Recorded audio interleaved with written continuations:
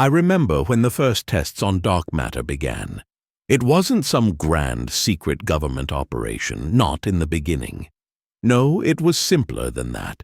A small team of scientists and researchers, the kinds who've spent their whole lives chasing the truth in quiet labs and overlooked research facilities. We were all drawn to the project because, in our minds, dark matter was the ultimate frontier, a piece of the universe that felt just beyond reach, but maybe, just maybe, could answer questions we didn't even know how to ask. The early experiments felt unremarkable. We calibrated our equipment, adjusted sensors, took reading after reading. Dark matter is elusive. You know it's there, bending the universe around it, yet it's like chasing a ghost, something you can't see or touch. Every time we'd get close to something, a small change in energy, a barely there blip on the scanners, our excitement would turn into frustration as the readings vanished. But one night, it happened. I still remember the moment. The way the air seemed to hang. The silence so thick, it was like the world was holding its breath, waiting. And then, we got the signal. A steady pulse, rhythmic, almost biological. It shouldn't have been possible, and yet, there it was, like a heartbeat, slow and steady. We stared at the screens, transfixed, trying to make sense of it. Our lead scientist, Dr. Evans, tried to downplay it, calling it a data anomaly, something that had begun in the morning. But we couldn't shake the feeling that we were looking at something alive. We left the lab that night in silence, each of us haunted by the soft, steady pulse still ringing in our ears. The next morning, the signal was gone. But it had left traces, faint imprints on our data, echoes of something vast and incomprehensible. Dr. Evans was adamant that we proceed with caution, but as the days passed, the rest of us grew restless. The signal felt like a doorway, like we were standing on the edge of a cliff, one step away from plunging into something extraordinary. Against his better judgment, Evans agreed to ramp up the experiments. Looking back, I wish he hadn't. We didn't realize it at first, but something had changed in the lab. Little things, things you'd barely notice. The lights would flicker just for a second, barely a blink, but it was enough to make you feel unsettled. Shadows in the corners of the room seemed to stretch just a little longer, and every now and then you'd feel like someone was watching, standing just behind you. We all laughed it off, joking about ghost stories and sleep deprivation. But the unease was real, a crawling sensation under the skin, the kind that keeps you glancing over your shoulder even when you're alone. Days turned into weeks, and we became more desperate, almost obsessed. It was as if the lab had taken on a life of its own, feeding on our anticipation, our fear. And then it happened. We made contact, not in the way we expected, not with radio signals or complex algorithms, but something deeper, more primal. It was as if the signal had wormed its way into us, like a virus settling into our minds. I don't know how to describe it. One moment, everything was normal, and the next, I could feel it, a presence lurking beneath my thoughts. Cold, hungry. At first I thought I was imagining it, that it was just the stress, the endless nights without sleep. But I started noticing things, moments where I'd forget where I was, or why I was standing in a certain room, blank patches in my memory. I'd look at my colleagues and they'd have this strange, vacant look, like they were listening to something far away, something only they could hear. Conversations became fragmented, disjointed, as if we were all slipping in and out of a dream we couldn't wake up from.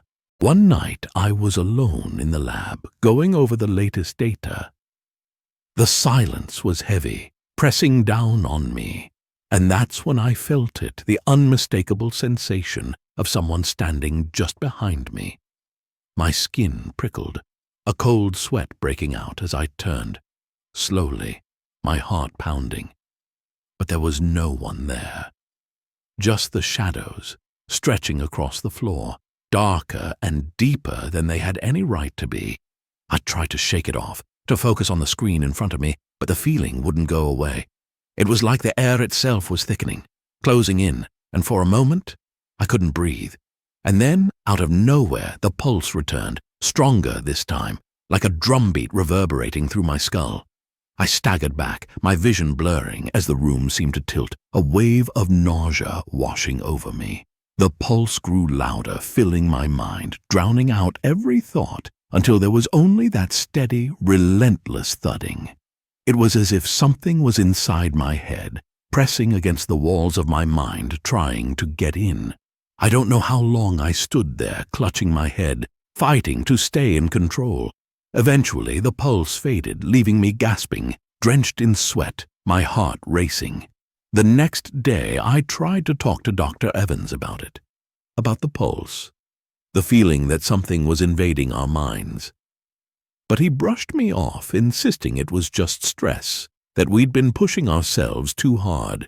I could see it in his eyes, though, the flicker of fear, the same dread that had been gnawing at me. None of us could shake the feeling that something had shifted, that the experiments had unleashed something we didn't understand. And then people started changing. It was subtle at first. Colleagues who had once been talkative and animated became withdrawn, their eyes distant, their movements slow, almost mechanical. They'd stand in the lab, staring at the monitors, their faces blank, as if they were listening to something we couldn't hear. And when they'd speak, it was in strange, clipped sentences, like they were choosing their words carefully, as if something else was speaking through them. I began to fear for my sanity, questioning everything, wondering if it was all in my head. But one night, I saw it, the thing that convinced me we were no longer alone. I had stayed late again, poring over the data, when I noticed a movement out of the corner of my eye. It was faint, a ripple in the air, like a heat wave, only colder. And then, for a brief, terrifying moment, I saw it, a shape, something dark and writhing, just on the edge of perception. It was there, and then it was gone, leaving me trembling, my heart pounding. I don't know what we brought into the lab that night, what we awakened in our quest to understand the unknown. But I do know this. It's still here, lurking in the shadows, watching, waiting. It feeds on us, slowly, quietly, devouring pieces of our minds, our thoughts, our very consciousness. And each day, I feel myself slipping, bit by bit, into its grasp. The pulse is back now, constant, a steady beat that never leaves. A reminder that we are not alone, that something dark and hungry has found us. I don't know when I started to notice how much of my life was disappearing. It was as if whole stretches of time were being erased, slipping from my memory like water through clenched fingers. At first, it was little things, forgetting if I'd eaten, not remembering how I'd driven home the night before. But soon, the gaps were bigger, hours gone, even entire nights missing, with only this feeling of dread left behind, like a stain. I'd wake up in strange places around the lab, slumped in a chair, or sitting alone in the dark, without any memory of how I got there. I tried to keep a record, tried to write down everything I could remember, hoping it would keep me tethered. But every time I'd sit down to write, I'd find pages filled with strange symbols, lines that made no sense, as if someone or something was using my hand to write. I'd stare at the pages, my pulse racing, my mind rebelling against the sight of my own handwriting, spelling out words I didn't recognize, sketches of shapes I'd never seen. And every time I tried to read those words, a wave of nausea would hit me, a heavy pressure in my head, forcing me to look away. Dr. Evans wasn't himself either. He started coming into the lab at odd hours, staying well past midnight, his eyes ringed with dark shadows, his skin pale and stretched thin. We'd exchange glances across the room, and in those brief moments, I'd see it. The same fear that had taken root in my own mind, the silent terror that gnawed at him. Yet he never spoke about it. He'd just sit at his desk, staring at the screen, his fingers twitching like he was trying to hold something back. It was as if he was afraid of what might come out if he let himself speak. And I think I knew why. Some nights I'd hear him talking, a low murmur from across the lab. I'd listen, straining to make out the words, but they were never clear, just fragments, whispers that seemed to fade as soon as they reached my ears. I'd hear him say things like, "It's here," and "I can feel it," his voice shaky, barely a whisper. And every time a chill would run down my spine, a cold certainty that whatever he was talking about was no longer just in our heads. One night, when I was alone in the lab, I heard footsteps. They were soft, almost hesitant, like someone was walking slowly, careful not to make a sound. My heart pounded as I sat frozen, listening, barely daring to breathe. The footsteps grew closer and closer, until they stopped right behind me. I turned slowly, my pulse racing, expecting to see Evans or maybe one of the others standing there. But there was nothing, just the empty, silent room, bathed in the dim, flickering light. Yet somehow, I knew I wasn't alone. The air felt dense, heavy, pressing down on me, and in the silence I could almost hear something, like breathing, soft and shallow, just inches from my ear. I held my breath, praying it would go away, but the sensation only grew stronger, as if whatever was standing there was leaning closer, waiting. I don't know how long I sat there, paralyzed by fear, until the lights flickered again, breaking the spell. I shot up from my chair, stumbling out of the room, not daring to look back. I ran down the hall, the fluorescent lights overhead casting strange shadows that seemed to stretch and bend, twisting into shapes that weren't quite human. I told myself it was my imagination, that I was just tired, that the shadows were just shadows. But deep down I knew something was following me. The others noticed it too, but no one would admit it. We'd exchange glances, these hollow, haunted looks, each of us too afraid to say what we were feeling. There was an unspoken understanding between us, a silent pact to keep going, to pretend that everything was normal, but it was far from normal. There were days when I'd look at my colleagues and see something in their eyes, something wrong, like they were looking past me, or through me, as if I weren't even there. Their expressions blank, their faces slack, like puppets with their strings cut, and when they did speak, it was in voices that sounded off, like an echo of themselves. One night, as we were packing up, Dr. Evans stopped me. He was pale, his hands trembling as he took me aside, his voice barely a whisper. "Have you felt it?" he asked, his eyes wide, his voice tight with fear. "The presence, the thing that's been following us?" I nodded, a chill running down my spine, the truth settling heavy between us. He looked down, his expression grim, and for a moment I thought he was going to say something, to finally admit what we were all too afraid to acknowledge. But instead he just shook his head, his voice cracking as he whispered, "It's in our heads, it's inside us." After that night, things only got worse.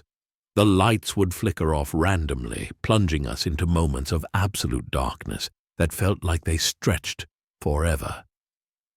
In those blackouts, I'd feel it, the weight, the presence, pressing against my mind, cold and unyielding, and when the lights would finally come back on, there'd be a moment, a single heartbeat, where I'd look at my colleagues and swear they'd shifted somehow, their faces blank, their eyes dark and hollow. Evans stopped coming to the lab. We heard he'd locked himself in his office, refusing to speak to anyone, his voice a hoarse whisper through the door as he muttered to himself, repeating the same phrase over and over. "It's feeding. It's feeding." Days passed without Evans, and his absence only deepened the shadows in the lab. Without him there to ground us, to offer even a glimmer of rationality, we became unmoored. The lab felt wrong, like a place that had been abandoned for years, even though we were there every day, going through the motions.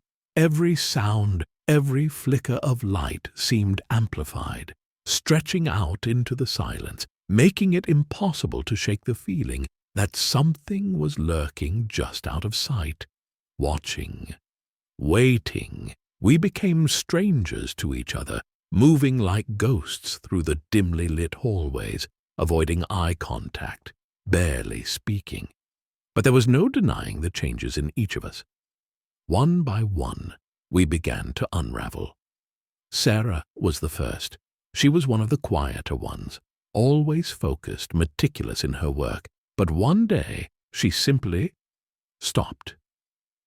I found her standing in front of one of the monitors, her eyes wide, unblinking, staring at the screen with a look of horror so intense it made my skin crawl.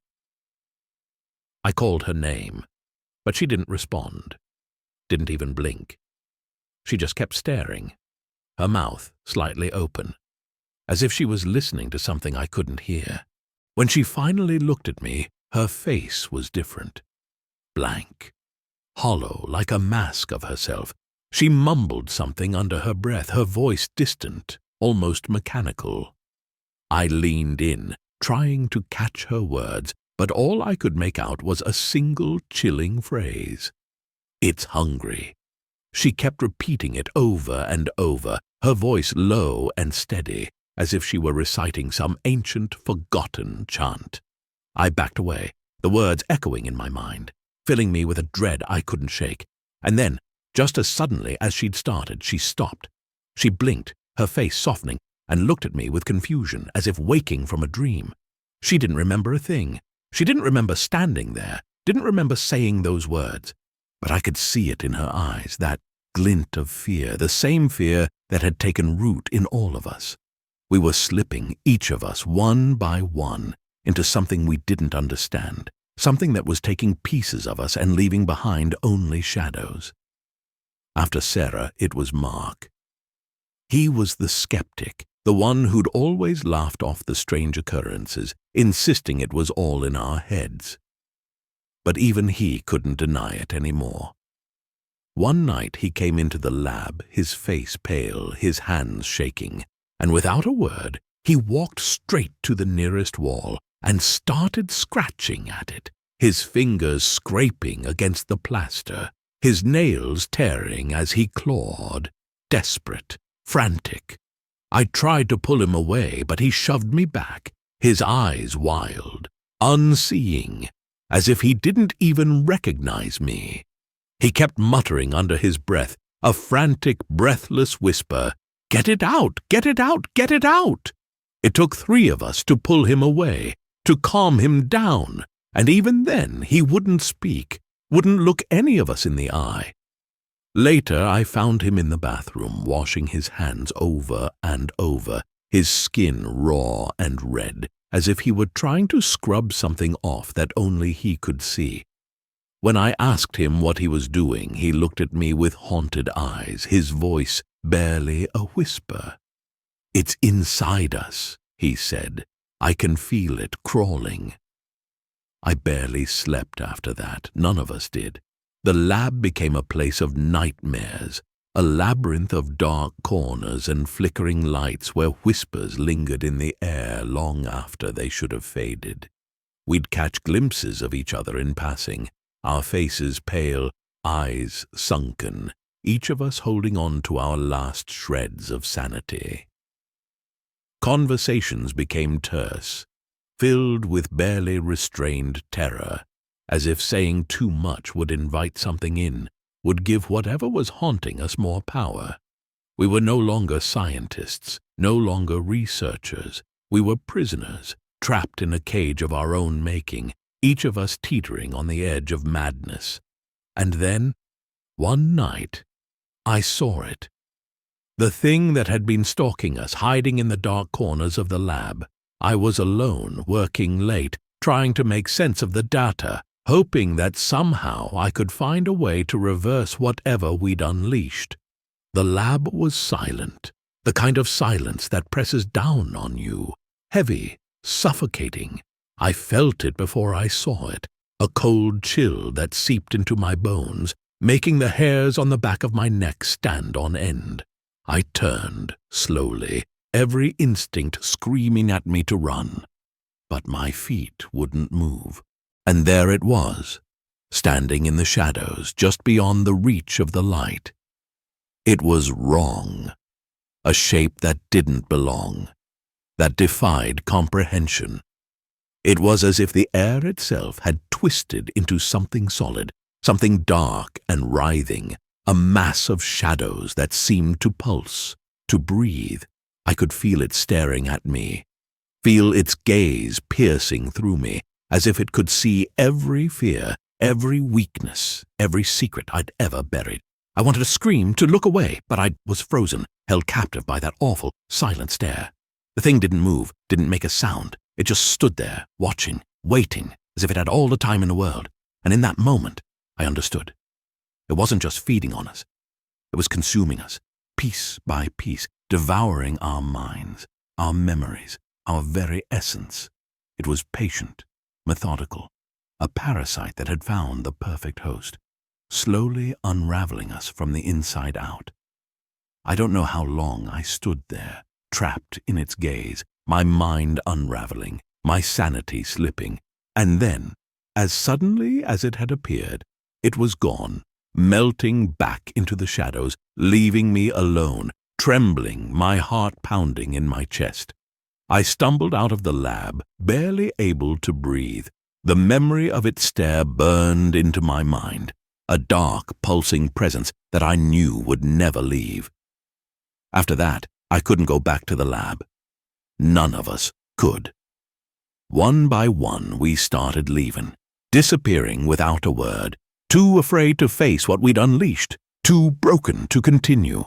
The lab was shut down, the project abandoned, buried beneath layers of red tape and silence.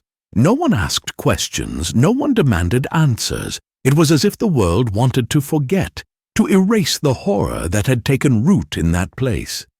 But I can't forget. None of us can. The thing we created, the parasite that had slipped into our minds, still lingers, lurking in the corners of our memories, waiting. Even now, I can feel it, a faint, pulsing presence, like a heartbeat, slow and steady, just beneath the surface. It's still with me, still feeding, and I know that one day it will consume the last of me, leaving only an empty shell, a hollow echo of the person I used to be. And when it's done with me, I know it will find someone else. After the lab shut down, I thought I'd be able to escape it, leave it all behind like some terrible nightmare. But it was never that easy. The feeling lingered, that sense of being watched, the weight pressing down on me even in broad daylight. I'd catch myself glancing over my shoulder, expecting to see something lurking in the shadows, but there was never anything there. Just the same empty spaces, as hollow as I felt inside. But the real horror was when I started losing myself, losing pieces of who I was. It would come over me in waves, a numbness spreading through my mind like frost, leaving behind gaps that I couldn't explain. I'd lose minutes, hours, sometimes entire days. I'd wake up in strange places around my apartment, my clothes disheveled, my fingers numb, as if I'd been outside in the cold. And in those moments, I'd feel it, the pulse, faint but steady, a reminder that whatever we'd awakened hadn't let me go. It was still there, latched onto me like a parasite, gnawing away at my thoughts, my memories, my identity. I tried reaching out to the others, but no one answered. It was as if they'd all vanished, like ghosts fading from memory. I'd heard rumors, whispers about strange incidents, sightings that defied explanation. Sarah had been spotted wandering aimlessly through the streets at night, her face blank, her eyes empty. Mark was seen in the woods, muttering to himself, clawing at the trees, his fingers bloody and raw. We were all slipping, each of us falling deeper into the grip of whatever was inside us, consuming us piece by piece. One night, I woke up standing in the middle of my living room, my hands stretched out in front of me, my fingers trembling. The lights were off, the room bathed in shadows, but I could feel it, that presence lingering, pressing down on me, filling every corner of the room. I could barely move, barely breathe, as the pulse grew louder, each beat echoing in my skull, vibrating through my bones. It was like it was calling to me, drawing me towards something I couldn't see, couldn't understand. And then, as I stood there, I began to hear voices, soft, distant, like whispers carried on the wind. They were faint, barely audible, but they filled me with a cold dread, a terror that sank deep into my bones. The voices were familiar, each one carrying a trace of the people I used to know, the people I'd once worked alongside. They were calling my name, pleading, their voices filled with desperation, as if they were trapped, caught in a place they couldn't escape. I wanted to scream, to shake myself free of the voices, but they only grew louder, more insistent, filling my mind until I could barely think, barely remember who I was. It was as if they were trying to pull me into that darkness, to drag me down into the place where they'd been lost, swallowed whole by the thing we'd unleashed. I could feel it, tugging at me, tearing at my thoughts, trying to erase me, to replace me with something else. I don't know how long I stood there, locked in that silent struggle, the voices growing louder, the pulse pounding in my head, filling every part of me with an unbearable cold. And then, in a sudden, terrifying moment, the voices stopped. The pulse faded, leaving only silence, a silence so deep it felt like the world itself had been emptied out, leaving me alone, hollow, a shell of who I used to be. The next morning, I found myself standing outside, barefoot, the grass cold and wet beneath my feet. I didn't remember how I'd gotten there, didn't remember anything about the night before. All I knew was that I felt different, empty, like something had been stripped away, something vital, something I couldn't name.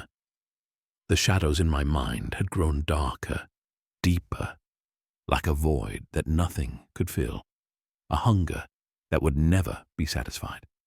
And in that moment, standing alone in the cold morning light, I realized the truth. The thing we'd awakened wasn't just feeding on us. It was taking us piece by piece, consuming everything that made us who we were. It was a parasite, a dark, silent predator that thrived on our minds, our consciousness, leaving only husks behind, empty shells that walked and talked but held nothing inside. I could feel it now, more clearly than ever, a presence lodged deep within my mind, a part of me that wasn't really me, a darkness that pulsed with a life of its own. It was waiting, patient, feeding on my thoughts, my memories, my very soul. And I knew, with a cold certainty, that one day it would finish consuming me, leaving only an empty echo, a hollow ghost in its wake. And when that day came, I would be gone, lost to the darkness, just like the others. But worst of all, I knew it wouldn't stop with me. It was still hungry, still searching, and it would find more hosts, more minds to devour, more lives to hollow out and discard. And each time it would grow stronger, more powerful, spreading its darkness further, would reaching out to touch those who would never see it coming, who would never understand the horror they were inviting in. After that night, my world unraveled at a faster pace. I couldn't trust my own mind anymore. The days bled into each other, and time itself became slippery, elusive. I'd find myself in places without any memory of getting there. Sometimes it was my living room. Sometimes I'd wake up in my car, parked in strange, empty lots, the air cold and thick with a silence that felt almost sentient. There were times I'd catch a glimpse of my reflection and not recognize the person staring back. The hollow eyes, the way they seemed to linger just a second too long, as if something else was looking through them. My phone became useless. Messages I'd sent to the others went unanswered, my calls ignored. The few people I could reach seemed distant, their voices faint, like echoes traveling from another world. And then the dreams started. Vivid, unsettling dreams of a place that was both familiar and alien. A landscape of endless black, like the shadows had fused into something solid, something alive. In the dreams, I'd walk through this void, feeling the pulse beneath my feet, like a heartbeat coming from the earth itself, slow and steady, drawing me deeper into its depths. One night, as I was wandering through that dreamscape, I saw them. The others, my colleagues, standing in the dark. Their faces were blank, eyes wide and empty, staring straight ahead, as if waiting for something. I called out to them, my voice small, swallowed by the silence. But they didn't respond, didn't even blink. They just stood there, unmoving, their bodies stiff, their faces frozen in expressions of terror. And then I noticed something else, shadows stretching from behind them, twisting and curling like tendrils, wrapping around their limbs, pulling them deeper into the darkness. I tried to run, to turn back, but the ground beneath me felt like quicksand, pulling me down, holding me in place. I could feel the shadows creeping closer, reaching out for me, their touch cold and consuming, as if they were draining the life from me, one heartbeat at a time. I woke up gasping, drenched in sweat, my heart racing, but the feeling didn't go away. Even in the waking world, I could still feel it, that pull, that cold, creeping darkness that had found its way into every corner of my mind. I knew then that it wasn't just a nightmare. It was real. The thing we'd awakened, the parasite that fed on our consciousness, was getting stronger, reaching deeper into our minds, blurring the line between reality and whatever dark realm it came from. I could feel it tightening its grip on me, sinking its claws into my thoughts, my memories, erasing pieces of who I was, leaving only fragments behind. And with each passing day, those fragments grew smaller, slipping further and further out of reach. There was nowhere left to hide. I tried leaving the city, driving for hours, desperate to put as much distance as possible between myself and that cursed lab. But no matter how far I went, the darkness followed. The pulse was always there, faint but steady, like a shadow lingering at the edge of my vision, reminding me that it would never let me go. It was inside me, a part of me, feeding on me from the inside out, consuming everything that made me human. I could feel myself slipping, my thoughts unraveling, my memories fading like smoke. There were times I'd look at my own hands and feel nothing, no recognition, as if they belonged to someone else, someone I didn't know. My reflection became a stranger, a hollow shell, and I knew that soon there'd be nothing left of me, nothing but an empty vessel for the thing that had claimed me. And then one night, as I stood alone in the dark, I heard it, the voices again, soft, distant, calling to me from the shadows. They were clearer this time, more insistent, each voice laced with a pleading desperation that sent a chill down my spine. It was the others, trapped somewhere beyond the reach of light, their souls caught in the grip of the parasite, lost in the void it had created. They were calling to me, begging me to join them, to let go, to surrender to the darkness that had taken everything from them.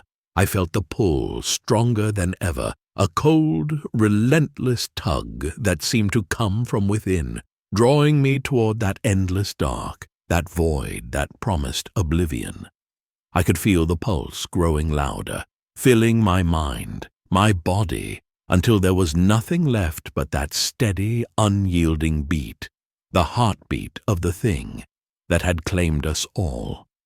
And in that moment, as I stood on the edge, ready to let go, I realized the truth. The parasite wasn't just feeding on us, it was consuming our consciousness, our very essence, merging us into itself. We were becoming part of it, our thoughts, our memories, our fears, all blending into that dark, endless void. We weren't just victims. We were fuel, sustenance for a creature that thrived on our souls, on the light of our minds. And once it had devoured us, we would live on not as ourselves, but as echoes, faint voices lost in the vast empty dark, calling out, forever trapped in its grasp. I could feel myself fading, my last thoughts slipping away, leaving only darkness behind. And as I closed my eyes, surrendering to the pull, I understood that there would be no escape, no release. We had opened a door to something vast, something incomprehensible, and in doing so, we had become part of it, bound to its will, its hunger, for all eternity. In the final moments, I could still hear the faint pulse, steady, unchanging, a reminder of the darkness that now held me, that had claimed me, body and soul. And I knew that somewhere out there in the shadows, it was waiting, hungry, patient, ready to find its next host, its next victim, to pull them into the endless, consuming void, where we would all wait, silent, watching forever.